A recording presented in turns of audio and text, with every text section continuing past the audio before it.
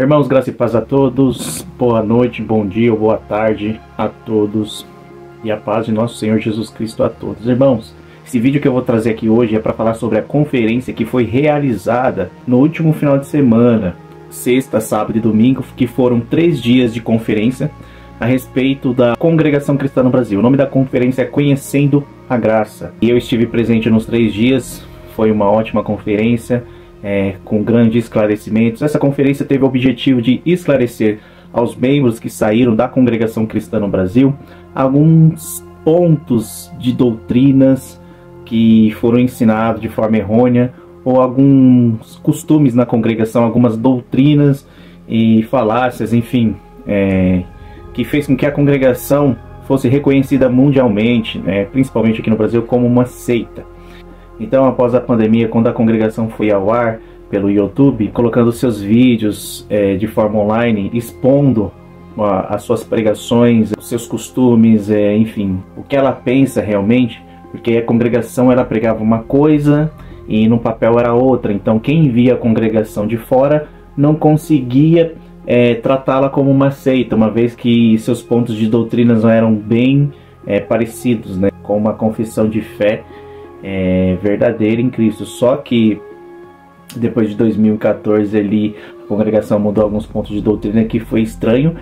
Um deles foi o primeiro ponto de doutrina no Inário 4, que era que eles criam que a palavra de Deus era a única regra de fé verdadeira deles, que a Bíblia era a palavra de Deus ali, inerrante, e infalível.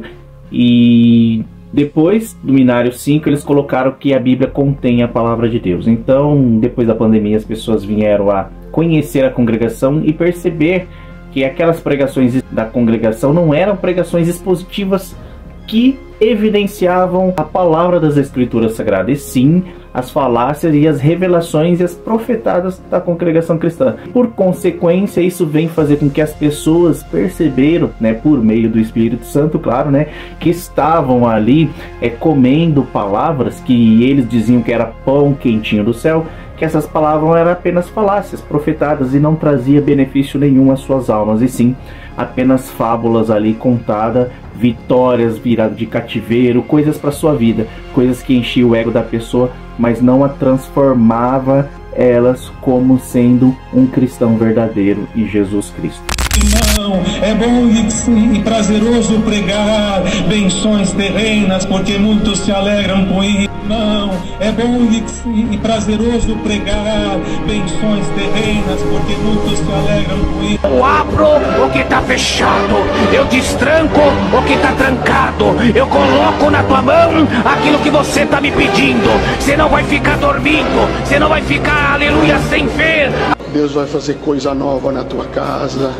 Deus vai fazer coisa nova no teu trabalho, na tua família, na tua vida espiritual, na tua vida material. O Senhor vem vindo com prosperidade. O Senhor tomará providências por esta palavra. E hoje sentando nesta igreja e falo, Senhor, minha filha acabou o casamento, não estou perdendo ela, mas que os dias que ela estivesse aqui, a minha mão ia sustentar ela na terra. Irmã, fica em paz, a tua oração chegou em mim. Então essa conferência foi para essas pessoas que saíram e para pessoas também que ainda estão na congregação com dúvida, e eu vou trazer aqui um trecho para vocês de cada ponto esclarecido, porque o objetivo da conferência foi responder perguntas ali. Primeiro dia de conferência na sexta foi feita pelo pastor Robson, da Igreja Batista Redenção. A conferência foi realizada ali na Batista Redenção, teve participação também do ex-cooperador do ofício, o Simão Pedro, e também do ex-CCB da Congregação Cristã no Brasil, Fernando, e eles esclareceram pontos ali. O Fernando tem um canal no YouTube, todo mundo já sabe, e eles esclareceram pontos ali importantes sobre as falácias, o costume da congregação, e explicando de fato o porquê que ela realmente é uma seita. Os pontos esclarecidos, que são as perguntas feitas pelos ex-CCBs e por alguns CCBs, foram refutadas por 5 pastores, se eu não me engano.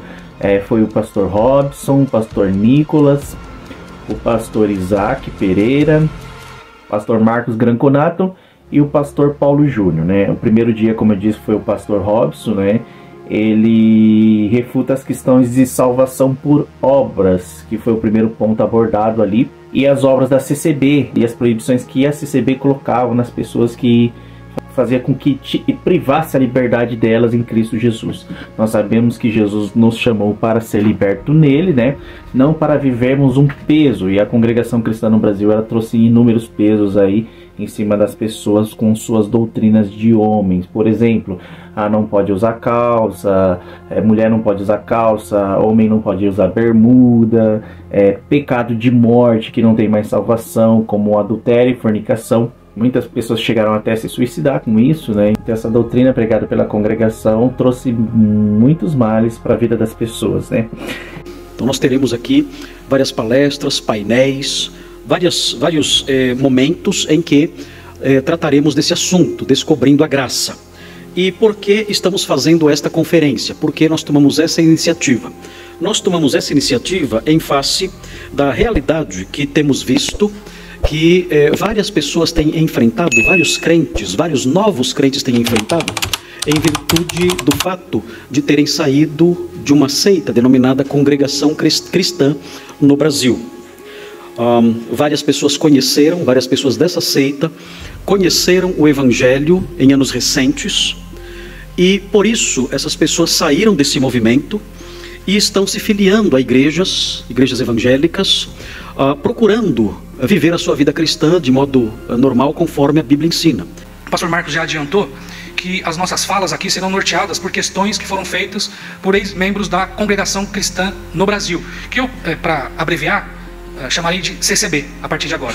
Tudo bem? Muito bem, a primeira questão que eu devo responder e que eu quero me propor a responder é: por que a CCB é uma seita? Porque a Congregação Cristã no Brasil, ela é uma seita. É evidente que eu não vou conseguir, na minha fala, esgotar todos os motivos, porque realmente são vários pontos que eu poderia dizer aqui, mas eu quero me basear em pelo menos 3 aspectos que apontam para o fato de que, de fato, estamos lidando com uma seita. Existe uma outra realidade, que é a realidade vivencial da Congregação Cristã no Brasil, da CCB. E uma delas aponta para esse primeiro elemento aqui, a salvação pelas obras. É evidente que no Estatuto diz que a salvação se dá por meio da fé.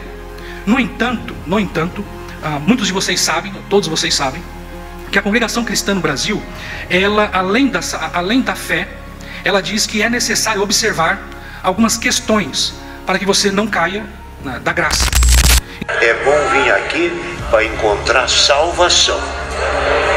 Nós viemos aqui para salvação e não atrás de cargo. Cargo não salva ninguém. Nem ser novo, nem ser velho, nem ser o que preside, o que atende. Quem salva é as obras de cada um. Quem salva é a vida de cada um e o temor que tem a Deus e que se deve a Deus. Não é por falta do funeral que a pessoa não se salva. O que salva é as obras que a pessoa tem e a vida que levou em boas obras diante de Deus e a fé que tem. Então é muito comum quem está ligado a essa seita ter um ar de, como que eu posso dizer, de ser amaldiçoado, digamos assim, caso as mulheres não usem o véu, por exemplo. Existe um apego muito forte para as questões relacionadas a usos e costumes. Então os homens, eles não podem usar bermudas. Os músicos não podem fazer uso de barbas. Eu estaria com certeza desqualificado para isso. Eu não sirvo a Deus com a barba, tá certo, é o teu coração. Porém, para estar aqui na música é preciso ter sem barba. Isso é que a nossa irmandade pede. E quando algum entrar na orquestra com estas barbas, desrespeitando, a própria irmandade olha com indignação. Olha ali um que não obedece, tá certo? Então, quer usar barba? Usa, assim, quer bonitinho, igual os artistas, bonitinho, certo? Continua, só que não precisa ser músico. Para ser crente pode ter barba, mas não precisa ser músico. Tá certo? Então a fala é simples: quem quiser ter barba, tenha, só que não tenha cargo. E se tiver cargo, larga. Se tiver cargo, Claro. Todos os pastores aqui também. Então existe um apego muito forte à questão do legalismo. Portanto, a salvação, segundo a CCB, é pela fé. No entanto, se não forem observados as questões de usos e costumes, por exemplo, você pode perder a sua salvação. E uma vez perdida a salvação, o que você precisa fazer para reconquistá-la? Perceba que nesse aspecto o sacrifício de Cristo é em vão. Percebam, queridos, eu quero ler alguns textos com vocês que servem como refutação desse primeiro ponto. A salvação, ela se dá por meio da fé em Cristo Jesus. Veja, em Romanos capítulo 1. Abra sua Bíblia, nós leremos bastante a Bíblia. Bastante a Bíblia. Seria até um contrassenso se nós não fizéssemos isso. Em Romanos capítulo 1, veja o que diz. O versículo 16. Pois não me envergonho do Evangelho, porque é poder de Deus para a salvação de todo aquele que crê, primeiro do judeu e também do grego, visto que a justiça de Deus se revela no Evangelho, de fé em fé, como está escrito, o justo viverá por fé. Um texto bastante conhecido de vários irmãos, Efésios, no capítulo 2, belíssimo texto, foi o texto que a minha irmã usou para me evangelizar. Efésios, capítulo 2, a partir do versículo 4, diz assim: mas Deus, sendo rico em misericórdia, por causa do grande amor com que nos amou, e estando nós mortos em nossos delitos, nos deu vida juntamente com Cristo. Pela graça sois salvos. E juntamente com Ele nos ressuscitou e nos fez assentar nos lugares celestiais em Cristo Jesus, para mostrar nos séculos vindouros a suprema riqueza da sua graça, em bondade para conosco em Cristo Jesus. Versículo 8. Porque pela graça sois salvos, mediante a fé, e isso não vem de vós, é dom de Deus. Não de obras, para que ninguém se glorie, pois somos feitura nele, criados em Cristo Jesus para boas obras, as quais Deus de antemão preparou para que andássemos nela. A grande confusão que existe na CCB é que a salvação é meritória, portanto eu devo observar vários aspectos, eu tenho que realizar várias obras para obter a minha salvação, quando na verdade o texto que está diante de nós diz que nós somos salvos, e por isso nós praticamos boas obras. Não é o inverso. Eu não pratico boas obras para merecer a salvação. Eu sou salvo pela graça. E a minha resposta diante de tão grande salvação é viver para o eterno agrado do meu Senhor. Esse é o ponto. É bom vir aqui para encontrar salvação. Quem salva é as obras de cada um. E os irmãos que vivem nesse contexto, vivem num contexto de aprisionamento, de medo, porque sabem que a qualquer deslize pode perder a sua salvação. Queridos, esse é um dos artifícios usados pelas seitas. Eles colocam medo em quem faz parte da sua membresia, para que a pessoa, tendo em vista que está com medo, ela permaneça ali, naquelas condições. Esse é o modus operandi das seitas. Outro ponto que o pastor Rob refuta nesse primeiro episódio, tópico 1 do Inário, que diz que a Bíblia só contém a palavra de Deus, ou seja, a Bíblia não é a única infalível palavra de Deus. E aí ele vai explicar, e aí eu vou deixar para vocês a explicação dele. Segundo, nós consideramos a Congregação Cristã no Brasil, a CCB, uma seita por causa da sua exclusividade. Nós cremos, como acabamos de ler aqui, que a salvação se dá por meio da fé em Cristo Jesus. Portanto, todo aquele que crê em Cristo como seu único e suficiente Salvador é, de fato, alguém salvo. Ok? Na Congregação Cristã do Brasil, no entanto, não é assim. Eu tenho notado que, depois de tantas críticas, tem havido um certo movimento para abrandar um pouco. Mas vocês sabem muito bem que na prática não é assim.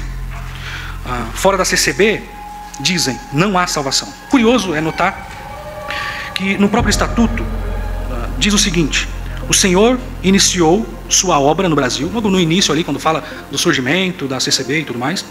Isso está no site da Congregação Cristã no Brasil, no estatuto deles, diz assim: o Senhor iniciou sua obra no Brasil por seu servo em junho de 1910.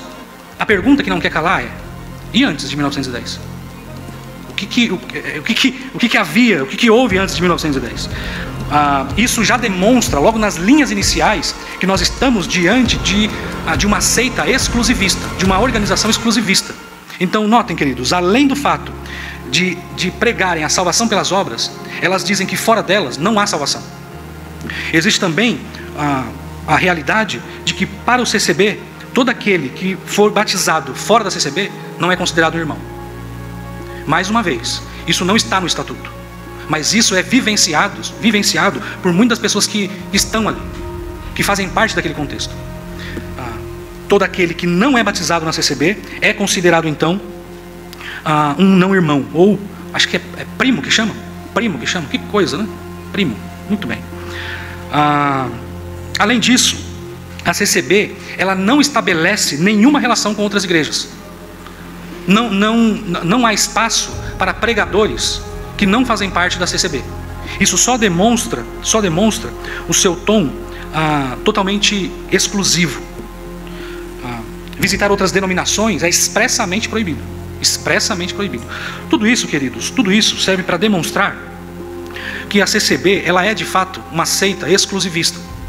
E esses elementos todos fazem com que nós percebamos muito claramente que estamos lidando com uma seita.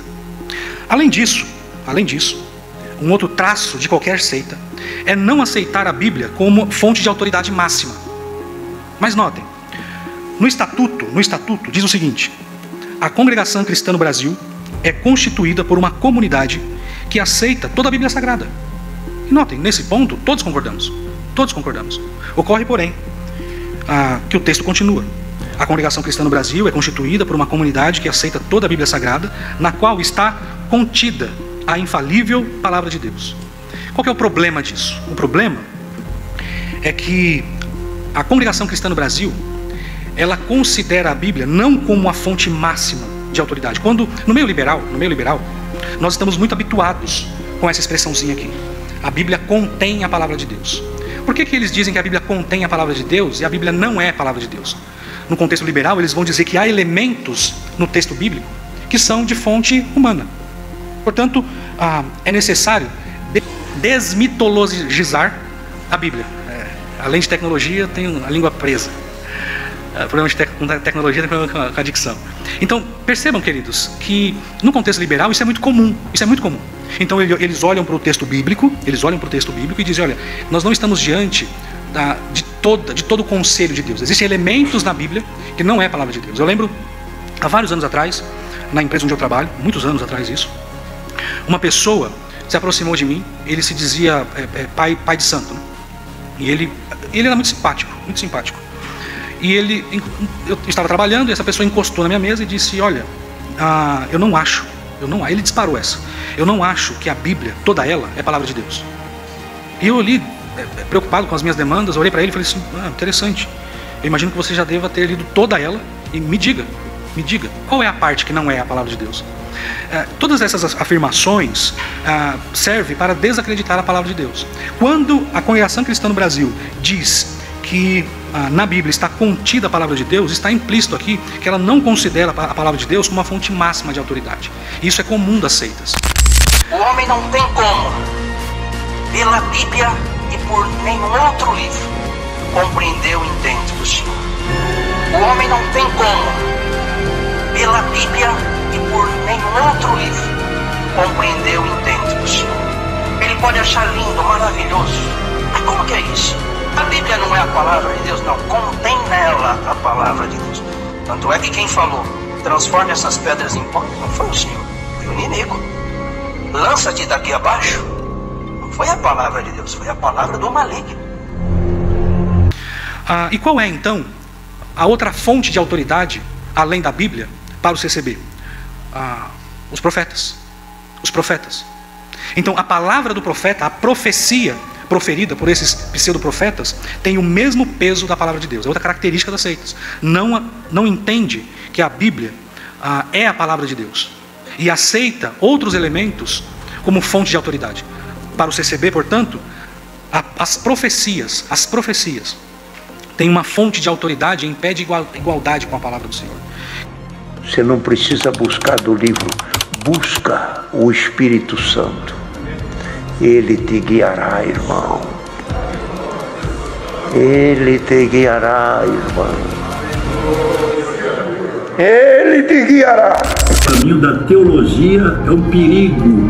quando você entra pelo caminho da teologia, é um perigo. Estamos numa época dessa ansiedade, eu diria que até o espírito, porque está produzindo mais efeito ruim do que benéfico. Cuidado para não meter o pé pelas mãos. Quantos que estão deixando às vezes a congregação para ir atrás de estudo bíblico?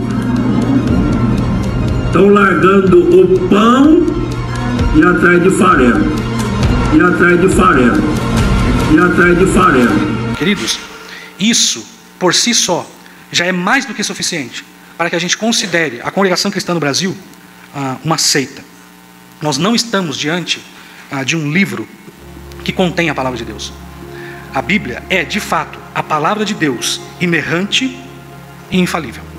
Eu tenho muito para falar acerca disso, mas eu quero dar continuidade nessa questão que eu estou mencionando aqui, na segunda pergunta que me fazem. E a segunda pergunta é a seguinte, eu preciso correr aqui com o tempo. A segunda questão é a seguinte: a Bíblia é ou contém a palavra de Deus? Essa foi a segunda questão que surgiu. Na CCB alegam que há passagens em que não é Deus falando, e sim o diabo. Não, contém nela a palavra de Deus. Tanto é que quem falou, transforme essas pedras em pó, não foi o Senhor, foi o inimigo. Lança-te daqui abaixo. Não foi a palavra de Deus, foi a palavra do maligno. Como em Mateus 4. Mateus 4 fala sobre a tentação de Jesus. Bem, queridos, como eu já introduzi aqui, a Bíblia ela é a palavra de Deus. E como podemos pautar essa minha fala com base no texto? Veja, em 2 Timóteo, no capítulo 3, abram a Bíblia de vocês, em 2 Timóteo, no capítulo 3, texto muito conhecido, diz o seguinte, 2 Timóteo, capítulo 3, a partir do versículo 16, diz: toda a escritura é inspirada por Deus e útil para o ensino, para a repreensão, para a correção, para a educação na justiça, a fim de que o homem de Deus seja perfeito e perfeitamente habilitado para toda boa obra. Notem que o apóstolo Paulo se refere às escrituras, ou à escritura, como inspirada por Deus. Queridos, nós não estamos diante de um texto que contém a palavra de Deus. Nós estamos lidando com um texto que é, de fato, a palavra de Deus, inspirada por ele. Em 2 de Pedro,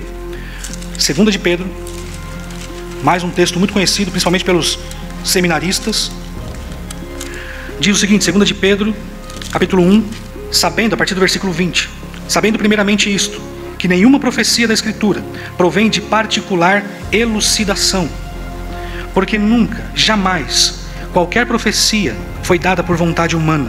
Entretanto, homens santos falaram da parte de Deus, movidos pelo Espírito Santo. Veja como a Congregação Cristã no Brasil distorce esse texto de 2 a Pedro. Preocupa-nos também o fato de pessoas que se afastaram da congregação e se uniram a grupos que estão fazendo uma interpretação incorreta da Bíblia. A Bíblia não é de particular interpretação. Para entendermos a Santa Escritura, é necessário orarmos muito e estar em íntima comunhão com Deus. A interpretação dos textos bíblicos, feita baseando-se no conhecimento material ou em estudos teológicos, pode levar o cristão a confusões sobre a sã doutrina, seguir pensamentos humanos e com isso deixar de ser guiado pelo Espírito Santo. Não podemos jamais extinguir o Espírito Santo, conforme está escrito em 1 Tessalonicenses, capítulo 5, verso 19, onde diz: não extingais o Espírito. Extinguir o Espírito significa deixar de ser guiado por Deus e procurar entender a vontade de Deus somente pela letra. Extinguir o Espírito significa deixar de ser guiado por Deus e procurar entender a vontade de Deus somente pela letra. Veja como o diabo gosta de distorcer a palavra de Deus. Em 2 Timóteo, capítulo 3, no versículo 15, Paulo vai dizer a Timóteo: você desde menino guarda santas letras, que pode te fazer sábio para a salvação em Cristo Jesus. Só que esse ancião condena a letra das Escrituras. A Bíblia é a palavra de Deus. Notem, sendo inspirada por Deus, sendo a própria palavra de Deus, todo o conselho de Deus, ela é também inerrante. Ela não contém erros em seus originais. Nós estamos diante de um texto, queridos, absolutamente confiável. Veja, quando nós observamos textos como João 10:35, eu não quero cansar vocês com essas leituras, mas eu quero fundamentar a minha fala, que eu digo sempre, e é importante que vocês se familiarizem com o texto. Texto de João, capítulo 10, versículo 35. Se ele chamou deuses, aquele a quem foi dirigida a palavra de Deus, e a Escritura não pode falhar. Nós temos aqui um texto muito conhecido e muito usado para atestar a inerrância da Bíblia. Um pouco mais à frente, em Hebreus capítulo 6,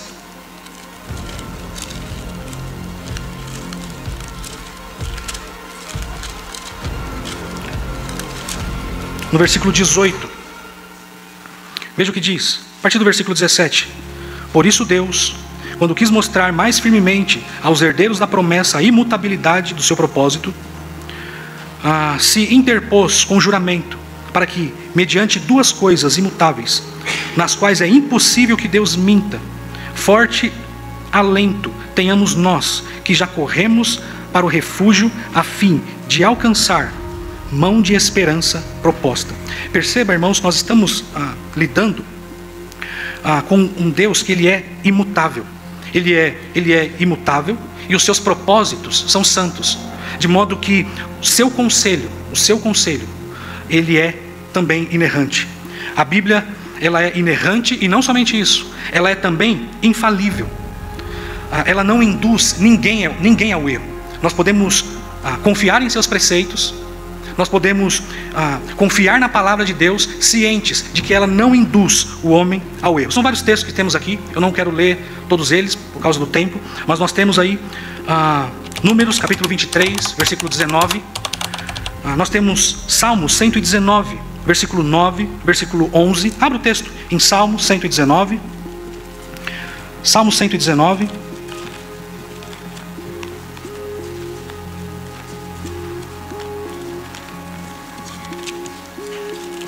Veja, versículo 9. De que maneira poderá o jovem guardar puro o seu caminho? Observando segundo a palavra. Versículo 11.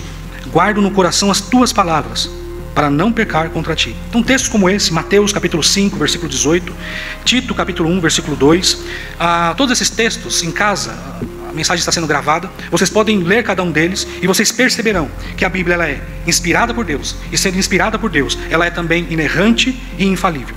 Nós não estamos diante de um texto que contém a palavra de Deus, e quando dizemos isso, quando é asseverado que a Bíblia contém a palavra de Deus, e no caso da CCB, existe essa licença para que o profeta diga qualquer coisa que venha dos seus insights, nós abrimos um espaço, queridos, para todo tipo de erro, para todo tipo de falha. E ainda o Filho de Deus morreu e ressuscitou, mas no reino ainda ele não entrou. No reino ele vai entrar. E se sentiu sozinho na cruz, naquela enorme condenação, esperando o momento da morte e o medo de não ressuscitar, o medo de não ressuscitar, o medo de não ressuscitar. Perceba que quando nós não nos pautamos na palavra de Deus, e sim na palavra do profeta, tudo aquilo que o profeta diz, pode nos levar a erros terríveis. Eu lembro de uma vez que uma jovem me procurou, uma jovem senhora, casada, vindo de contextos como esse. Ela me procurou muito triste, abatida, porque ela havia se casado com um homem por causa de uma profecia que ela recebeu. Então, se levantou o profeta, e eu tenho certeza que enquanto eu falo isso, talvez alguns de vocês falem, eu já sei disso, eu sei de casos assim. E essa jovem, então, depois de receber uma profecia, ela se casou com esse homem, sem conhecê-lo bem. Esse homem, no final das contas, só trouxe desgraça para a vida dela. Eu sei de pessoas que por causa de profecias, deram até nomes para seus filhos. Então o profeta, ele se aproximou da mãe ali, gestante, e disse: olha, Deus manda te dizer que o nome do seu herdeiro, da sua herdeira, do seu filho, da sua filha, deve ser este. E a pessoa então deu ali o nome do seu filho com base em uma profecia. A troco de quê, queridos? A troco de quê? Isso e coisas muito piores decorrem de contextos onde o profeta, a palavra do profeta, entre aspas, tem tanta autoridade quanto a palavra de Deus. Afinal de contas, a palavra de Deus não esgota todo o conselho de Deus. É necessário o complemento do profeta. E o profeta, ele também, a interpretação dele, a interpretação do profeta tem uma autoridade divina. Então, se algum texto significar algo, mas o profeta achar que aquele não é o significado por causa de uma revelação, então aquela interpretação inicial e certa, ela é descartada. Vale então a palavra do profeta. Vale a palavra do profeta. Em relação aí às falsas profecias na congregação, vale ressaltar que na minha comum, meu ex-cooperador do ofício, irmão Oséias, lá do Jardim Vassoura 2, em Francisco Morato, São Paulo, ele morreu antes de cumprir uma promessa pregada por seus conservos. Inúmeros irmãos do ministério, tanto anciões do alto escalão como cooperadores, encarregados e também irmãos que se dizem profetas, que ainda até hoje pregam, atendem reuniões familiares, subiram naqueles púlpitos e pregaram que ele seria ordenado a ancião, que ele não morreria sem ser ancião. E isso não aconteceu, ele veio morrer. Então, nos dos meus vídeos, principalmente no vídeo da minha carta de renúncia, que eu vou deixar na descrição do vídeo, isso eu explico muito bem, né, o que aconteceu com ele. Então ele morreu e não foi ancião, né? Isso já é uma prova de que essas profecias da congregação, quando não se cumprem, elas ficam evidentes que há algo errado no meio desses homens que se dizem profetas, né? Sabemos também que a profecia ela pode se cumprir pela operação do engano, né? Segundo Tessalonicenses 2, versículo 11, vai dizer que Deus lhe entregou às pessoas que não creem na verdade da palavra a operação do erro, para que creiam na mentira, e assim possa ser condenado porque não creram na verdade, né? Isso é mais que prova de que a operação do engano é o espírito do anticristo agindo, né, em falsos pastores ou em falsas pessoas. Ali evidentemente está falando do anticristo também, né? Mas a Bíblia vai dizer que o espírito do anticristo já opera nos filhos da desobediência. Então vai dizer que eles farão obras e milagres e, se possível, enganaria até os escolhidos, né? Isso prova também o que está escrito em Mateus 24, no versículo 24, dito por Jesus, que nos últimos tempos surgiriam esses falsos pastores, falsos mestres, falsos pregadores que distorceriam a palavra da verdade, fariam obras e milagres. E outra evidência disso também é que naquele dia muitos pregadores chegam diante de Jesus e dirão: Senhor, Senhor, em teu nome eu preguei, fiz milagres, maravilhas. E Jesus dirá para ele: apartai vós de mim, porque nunca vos conheci. Então esses são pessoas que nunca conheceram a Cristo, e Cristo nunca os conheceu e nunca conheceu a verdade da palavra, porque negaram a verdade da palavra.